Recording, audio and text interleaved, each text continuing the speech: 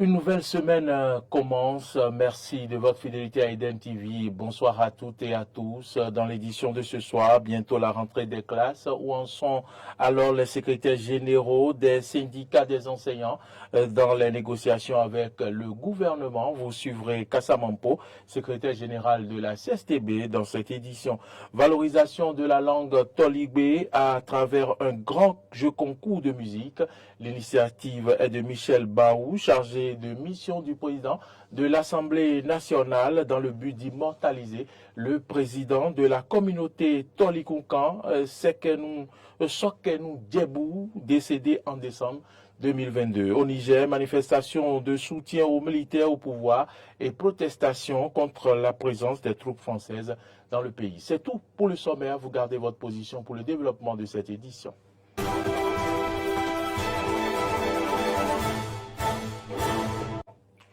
Une fois encore, merci de nous préférer et bienvenue dans ce journal. Encore 2 petites semaines et les enfants retrouveront le chemin des classes, mais une année scolaire apaisée est souvent conditionnée par la satisfaction des différentes revendications des enseignants.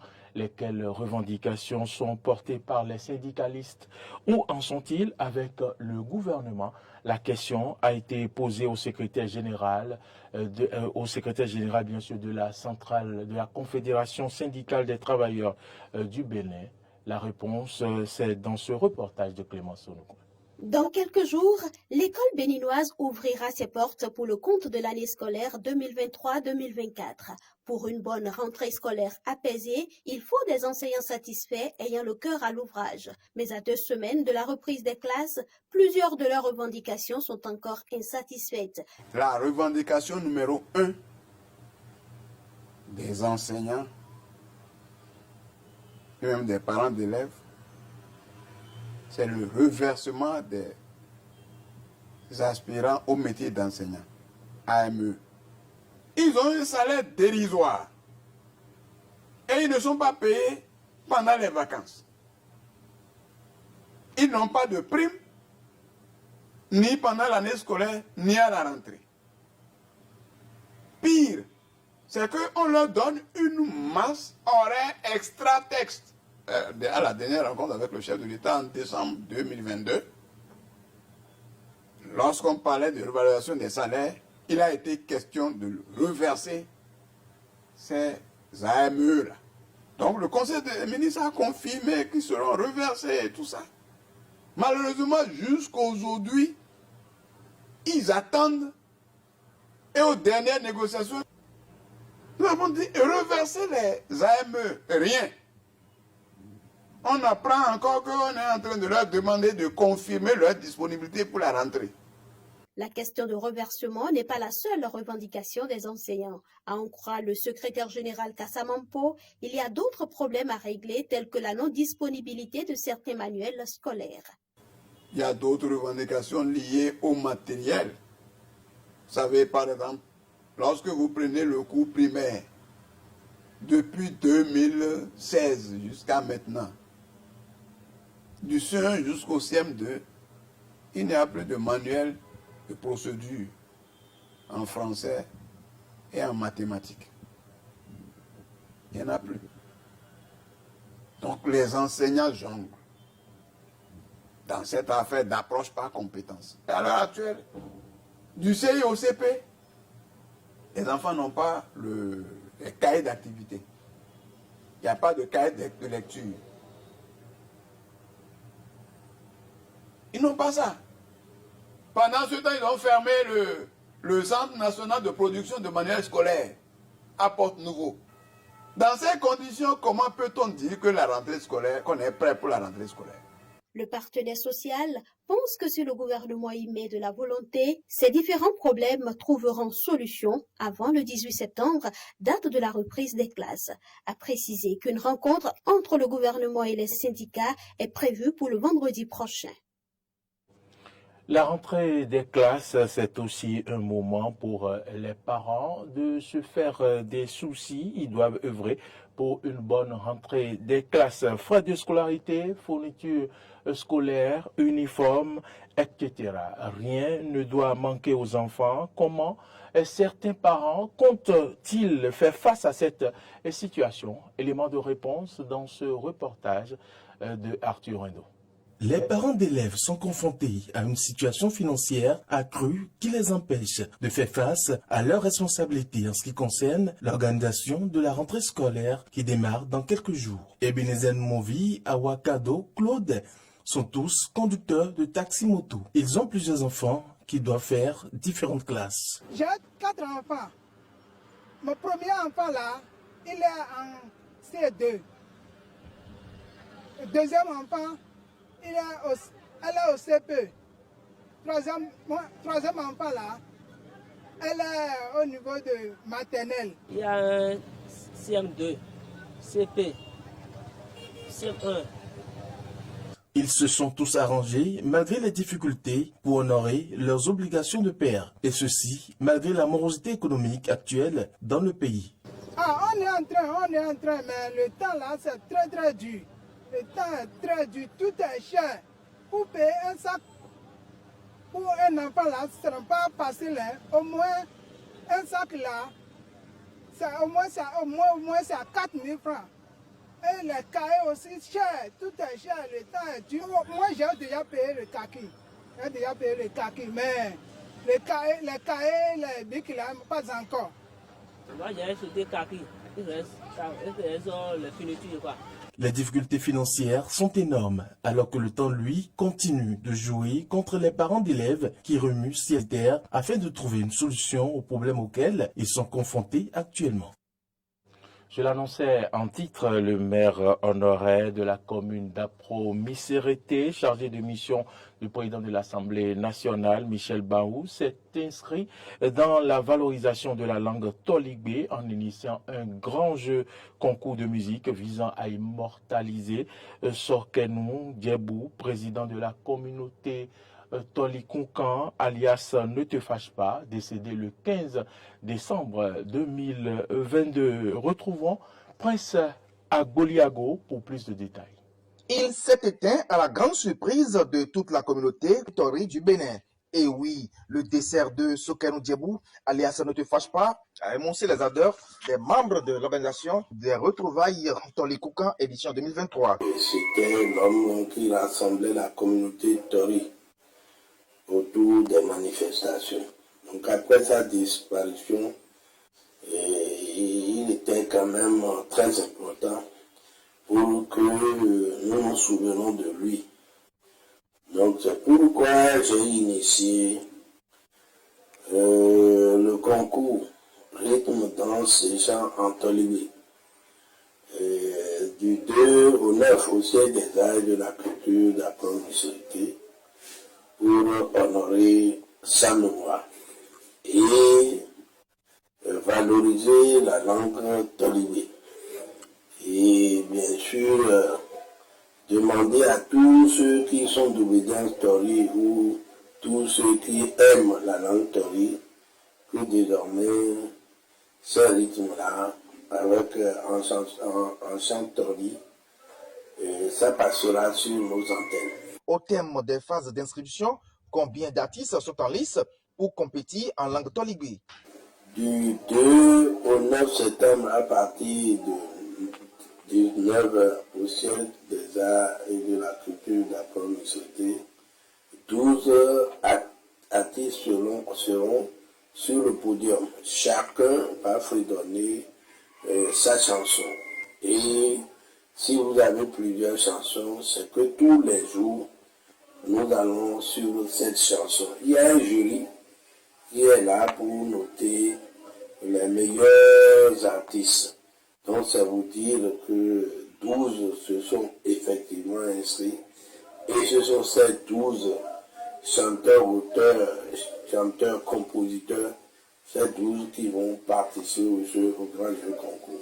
Une belle initiative qui cadre avec la vision du chef de l'État, Patrice Talon, celle de valoriser la culture béninoise sur toutes ses formes. Le maire honoré Michel Baon a lancé la balle, quitte à la nouvelle génération de la saisie au bon pour pérenniser ses acquis. Je crois que nous ne pourrons qu'accompagner le gouvernement, nous ne pourrons qu'accompagner le président de la République. Donc je m'inscris fortement dans cette dynamique, de valoriser ma langue et les chants, rythmes et danses de ma localité.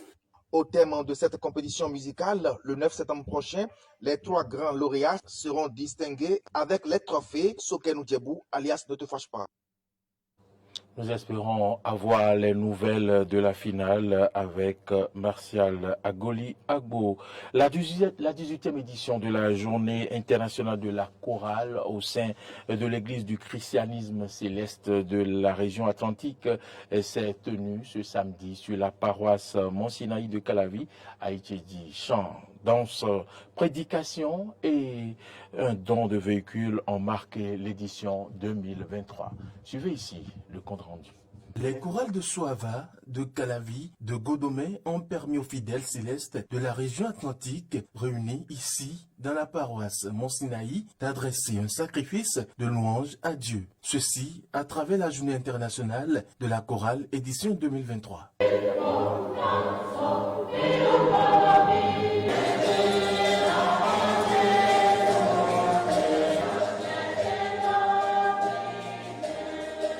La chorale, au sein de l'église du christianisme céleste, a joué un rôle déterminant au lendemain des 110 ans de vie de l'église. Et c'est à juste titre qu'elle a été instituée depuis 18 ans, une journée internationale de la chorale. L'année où nous avons fêté les 110 ans de l'église,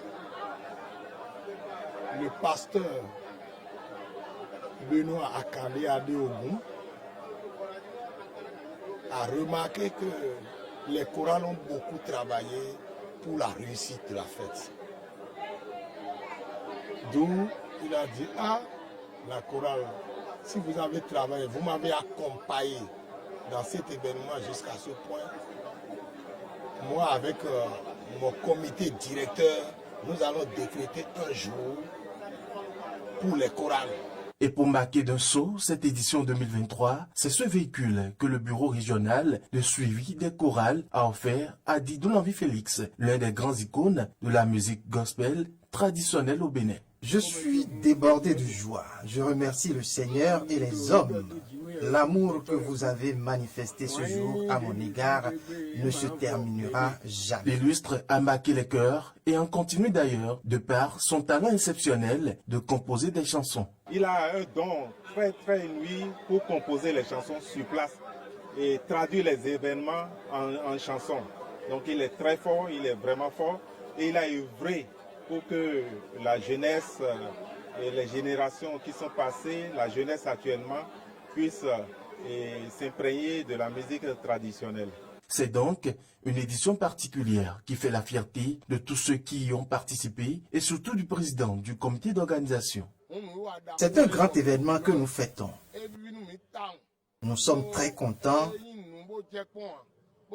C'est du jamais vu.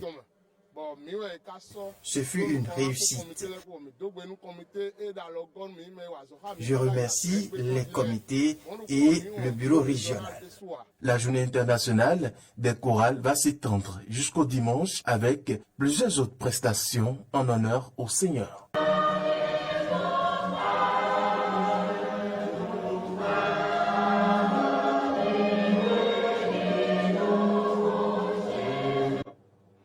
Au Niger, manifestation de soutien aux militaires au pouvoir et protestation contre la présence des troupes françaises dans le pays. Et ces genres de manifestations se multiplient depuis le récent coup d'État de juillet 2023 qui a arraché le pouvoir à Mohamed Bazoum. Reportage. La coupe des Nigérians semble déborder. Des milliers de personnes sont une nouvelle fois descendues dans les rues de Niamey pour protester contre la présence militaire de la France au Niger. Il s'agit d'une demande émanant du régime militaire arrivé au pouvoir par un coup d'État fin juillet. Les manifestants entendent rassembler des millions de personnes. Selon eux, c'est la seule mesure qui pourrait prouver aux Français leur détermination à affirmer leur indépendance. Nous sommes au énième rendez-vous demandé par la société civile pour venir demander aux soldats français de dégager du Niger. Le Niger appartient aux Nigériens, la France appartient aux Français. Nous sommes un État souverain, nous sommes indépendants. Et qu'ils le sachent, les accords, c'est entre les États, pas entre les individus. Bazoum, c'est un président déchu. Bazoum ne peut pas légitimer la présence française. Et ils doivent comprendre que le peuple n'est pas d'accord. Ça fait longtemps que nous sommes endeuillés grâce à leur agissement dans le Sahel. Les Nigériens reprochent à la France sa réticence à respecter leur État comme souverain et à entendre la voix du peuple. C'est le cas de l'ambassadeur français Sylvain Ité. Il avait pour directive de quitter le territoire nigérian en 48 heures le 25 août. Ce délai expiré déjà plusieurs fois en est une excellente illustration. Les autorités nigériennes d'après coup envisagent la présence de l'ambassadeur français au Niger comme un risque de porter atteinte à l'ordre public, tandis que le président français Emmanuel Macron salue le travail de Sylvain Ité et ne reconnaît pas le pouvoir des militaires. On a nos bouches, on a notre force, on est là jusqu'à, oh là là, s'il le faut. On est là déterminé, on ne bougera pas sans qu'ils ne quittent ce pays-là. On sait se gérer, on est assez mature pour se gérer. Donc ils n'ont qu'à partir nous laisser nous gérer nous-mêmes. C'est une cuisine interne. Question de dignité, nous sommes là en tant que peuple, nous sommes là pour revendiquer notre souveraineté parce que vous savez, les nouvelles autorités ont dénoncé les accords qui nous lient à l'État français. Mais bon, apparemment, l'État français ne comprend plus ce que c'est que les relations entre États. Et apparemment, la France a affaire à un individu et non plus à un État parce que l'individu en question n'est plus au pouvoir. Donc il faut que la France se ravise et qu'elle révisite un peu les accords qui nous lient et aussi la convention de Vienne parce qu'on ne peut pas chasser votre ambassadeur et que vous refusez de quitter le pays. Donc nous sommes là pour revendiquer d'abord le respect de notre souveraineté, mais aussi pour affirmer notre indépendance en tant que peuple, en tant qu'État. Voilà. Les Nigérians protestent presque chaque jour contre la présence militaire française et demandent l'expulsion de l'ambassadeur Sylvain Ité. La France, à son tour, a déclaré que les autorités d'après coup n'ont pas de légitimité pour émettre de telles demandes. Seules les autorités démocratiquement élues ont le droit de le faire. Il semble donc que les militaires français n'envisagent toujours pas de quitter le territoire nigérian. C'est ici que se referme ce journal. Madame, Monsieur, merci à toutes et à tous de nous avoir suivis. L'information, vous le savez, continue sur nos différentes plateformes, YouTube, Facebook, Twitter et sur notre site internet www.bene-eden.tv. Mais vous pouvez également télécharger notre application, c'est Eden TV Diaspora FM, sur Play Store ou App Store pour nous suivre, quelle que soit votre position dans le monde. Bonne suite de nos programmes à toutes et à tous et bonsoir.